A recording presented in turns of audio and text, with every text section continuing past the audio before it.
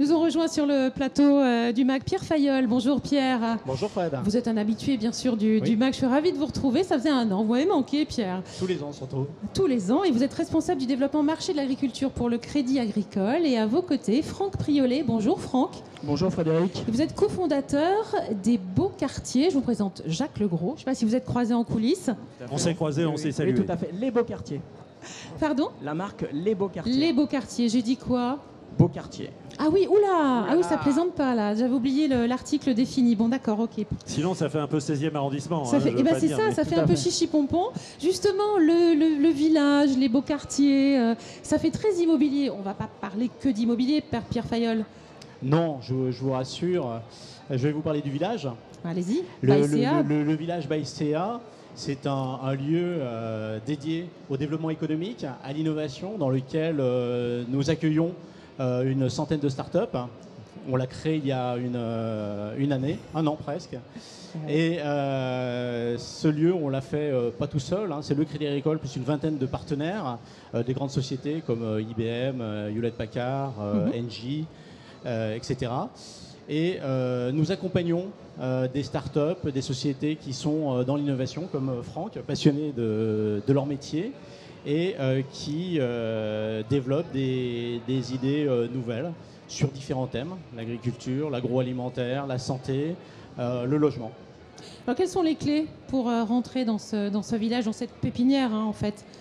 Alors il y a un jury, ils doivent passer devant ce jury qui est composé des directeurs d'innovation de l'ensemble des entreprises partenaires. Donc c'est assez compliqué puisque sur 950 candidatures l'année dernière, on a retenu 95 entreprises. Donc 10%, donc 10% pas mal, de sélection. C'est pas mal. Hein. Ouais. C'est pas mal, mais donc c'est sévère. Un gros travail, hein, bien sûr. Ils doivent faire un pitch, un entretien de recrutement en quelque sorte. Et une fois qu'ils sont dans cet incubateur, ils bénéficient évidemment de conditions d'hébergement préférentielles, de bureaux. Justement, parlons-en de ces conditions préférentielles, parce que alors, ce sont quand même dans des beaux quartiers. Hein. On est d'accord, sans faire de mauvais jeux de mots. Les bureaux, cette start-up, cette pépinière, ce village, il se trouve où ? Alors ce village, il est rue de la Boétie. Donc pour ceux qui ne connaissent pas Paris, on est à 2 pas des Champs-Élysées, au cœur du quartier des affaires parisien. Pas mal, hein, Jacques ? Oui, c'est pas mal. Oui. Hein ? Donc c'est plutôt sympa quand on commence, effectivement. Ouais. Et l'idée, c'est de faire bénéficier à ces startups de notre réseau, puisqu'on a la chance, quand on travaille au Crédit Agricole, d'avoir un réseau assez important avec les caisses régionales, avec l'ensemble des territoires. Et de leur offrir un lieu de rencontre, puisque sur ce village, on l'a conçu comme un vrai village, avec une place du village, avec un maire du village. Il y a des événements en permanence, des conférences, des rencontres avec les partenaires, avec des gens de l'extérieur. Et ça met le pied à l'étrier pour l'ensemble de ces startups. C'est un peu le rôle d'une banque comme le Crédit Agricole. Finalement, oui, c'est nos racines, c'est aussi notre ancrage sur les territoires. On a cette chance finalement de connaître beaucoup de monde et de pouvoir mettre en relation les acheteurs, les vendeurs, les professionnels entre eux et de faire bénéficier de notre réseau. Vous avez employé un mot que j'aime beaucoup, c'est mettre le pied à l'étrier. Et on reproche souvent aux banques d'être un frein plutôt que de mettre le pied à l'étrier. Ouais. Et ça me paraît être essentiel, c'est une mission essentielle. Et que le Crédit Agricole le fasse, c'est bien. Comme les talents gourmands. Voilà. Puisque je les connais bien. Vous connaissez les talents gourmands. Ouais. Ah, je connais bien les talents gourmands. J'y participe. Et de primer des jeunes qui travaillent bien, des producteurs de fruits et légumes, des chefs aussi. Hein, bon, je trouve que de la part d'une banque comme la vôtre, bravo, c'est vraiment une fonction essentielle. Merci. Alors, on va parler de ces startups qui investissent ce village, cette pépinière. Il y a notamment celle de Franck Priolet, les Beaux Quartiers. Rien que ça. Qu'est-ce que c'est que les Beaux Quartiers, Franck ? En fait, les Beaux Quartiers, c'est une marque de viande de bœuf d'exception, comme le modèle de Monsieur Legros, directement du producteur jusqu'au consommateur, sans aucun intermédiaire. Donc, ce que nous faisons, c'est que nous allons chercher les meilleures races à viande possibles et nous les emmenons jusqu'au client final avec un procédé de stabilisation pour préserver la viande, que sa qualité ne souffre pas, et en livraison à domicile. Et pour la petite histoire, les Beaux Quartiers, justement, mon associé a une boucherie dans le 1er arrondissement. J'ai intégré la pépinière du Crédit Agricole pendant qu'on était en train de chercher le nom de ce projet. Et puis ça nous est tombé évident, on s'est dit les beaux quartiers, c'est parfait. Donc ça c'est le nom aussi du site sur lequel on peut aller faire ses courses, ses achats. Tout à fait, lesbeauquartiers.com. Est-ce que les beaux quartiers sont aussi les bons quartiers? Ouais. C'est surtout ça, c'est qu'une viande qui fond dans la bouche, une texture, un goût, quelque chose pour une expérience parfaite. Alors comment ça se passe concrètement? Moi je veux acheter une pièce de bœuf, un bon quartier, un bon morceau. Je vais sur le site et à partir de là... Alors, une fois que vous êtes sur le site, vous pouvez sélectionner vos viandes en fonction de vos goûts, si vous voulez des goûts plus puissants ou des goûts plus légers. Qu'est-ce qu'on prend, Jacques? Qu'est-ce que vous aimez? Une côte de bœuf, c'est bon. Hein. Va pour une côte de bœuf. Je peux trouver une côte de bœuf? Vous avez différents types de côtes de bœuf avec différents goûts. Différents poids aussi, j'imagine? Exactement. Okay. Vous avez différents éleveurs. Vous pouvez vraiment choisir et vérifier la traçabilité pour qu'elle soit parfaite. Vous pouvez également choisir, vérifier tout pour que la viande soit parfaite, c'est-à-dire conditions d'élevage, c'est-à-dire bon traitement des animaux. Ok, donc vraie traçabilité. Tout est expliqué sur le site. Ça, c'est important. Hein. Ouais. Mais ce qui est surtout important, c'est de faire le choix de la qualité plutôt que de la quantité. Exact. Et aujourd'hui, on a tourné une page. Et jeudi ou vendredi, j'ai diffusé un reportage dans mon journal où on montrait que le consommateur était en train de changer. Qu'il avait peut-être mangé du poulet moins souvent, mais qu'il allait prendre un vrai bon poulet de grain qui a couru, etc. etc. Et qu'aujourd'hui, on a envie de mieux se nourrir. Alors la viande a été très attaquée ces derniers temps. Ça m'a un petit peu gêné, moi, en tant que journaliste et citoyen aussi, parce que c'est facile d'accuser la viande. Quand on exagère, c'est toujours mauvais, mais le vin aussi.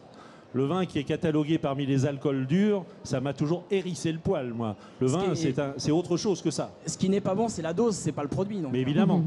Et manger peut-être un peu moins souvent de la viande, mais de meilleure qualité, quitte à la payer un peu plus cher.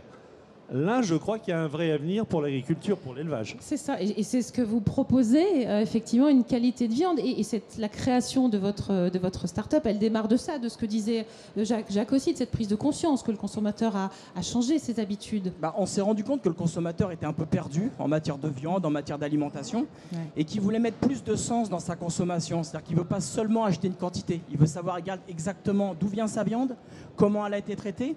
Il veut mettre du sens, on va manger moins, mais de meilleure qualité.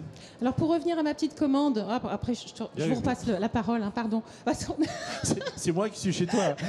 Ah oui, c'est vrai, zut, j'avais oublié. Donc j'ai passé ma petite commande, on a pris une côte de bœuf avec Jacques, on la veut dans un délai quand même respectable, hein, on ne veut pas la manger dans 10 jours. Alors, temps de livraison, il est réduit? Le service est extrêmement important. Donc, si vous commandez chez nous, vous avez jusqu'à 16h aujourd'hui pour être livré le lendemain avant 13h partout en France. Super ça. D'accord. Donc, livraison partout en France. Tout à fait. La viande, elle arrive comment? Parce que comment une viande fraîche peut je dirais, tenir jusqu'à... Oh non. Non, c'est la question. Non, mais en fait, on travaille que des viandes fraîches. Ouais. On fait maturer parce que le process de maturation pour la tendreté, pour le goût, c'est très important. Il faut beaucoup de patience pour faire un super produit. Par contre, ensuite, on la stabilise en surgélation professionnelle. Tenez bien le micro. D'accord. Elle est stabilisée, ça veut dire qu'elle arrive congelée. Elle ne perd absolument pas de sa qualité. Ouais. Et elle arrive chez le client déjà congelée pour qu'il n'ait aucun problème de conservation. Alors, on ne l'a pas encore testé avec Jacques, mais je crois que vous, Pierre Fayolle, vous avez fait une commande sur les beaux quartiers. Ah oui, j'ai essayé, j'ai voulu me rendre compte du service. Écoutez, déjà j'ai apprécié l'expérience d'aller sur le site où il y a des recettes de cuisine, où il y a cette approche par le goût. Ça se consulte comme un magazine finalement. Ouais. Et puis j'ai commandé une entrecôte dimanche dernier. J'ai décidé finalement, comme je travaille, d'aller la chercher moi-même chez une boucherie partenaire de Franck. La livraison se fait donc chez un partenaire ou à domicile ou exclusivement chez un partenaire boucher? Pour le moment, on peut enlever l'entrecôte à Paris dans une boucherie. D'accord. Il y a livraison à domicile, mais également enlèvement en boucherie. Ok. Pour terminer, qu'est-ce que vous a apporté ce partenariat ou le fait d'être intégré dans le village Baïséa, Pierre? Franck. Non, je vais vous appeler Pierre. Vous allez tous vous appeler Pierre aujourd'hui. Tiens. Allez. Pour quelqu'un qui vient du monde de la boucherie, en fait, ça nous a permis de lever la tête et d'utiliser les techniques modernes de communication pour refaire un métier à l'ancienne. Pour refaire le métier de l'éleveur au consommateur, comme le faisait mon grand-père, comme le faisait mon père, c'est-à-dire d'aller chercher ses bêtes, de sélectionner ses bêtes et de les livrer jusqu'au client, que ce soit en tournée de campagne, en vélo ou à la boucherie. Bien voilà. Moi, j'ai une question à vous, monsieur. Qu'est-ce que vous avez bu avec la viande que vous avez achetée chez Franck? Avec la viande de Franck, déjà, je lui disais tout à l'heure en off que j'en avais pas mangé une telle viande finalement depuis 5 ans. Finalement, c'est déjà la viande d'exception. Donc ça mérite un bon vin. On coupe à la fourchette et c'est de la viande qui se mange avec un bon côte du Rhône ou un bon Cahors. Par exemple.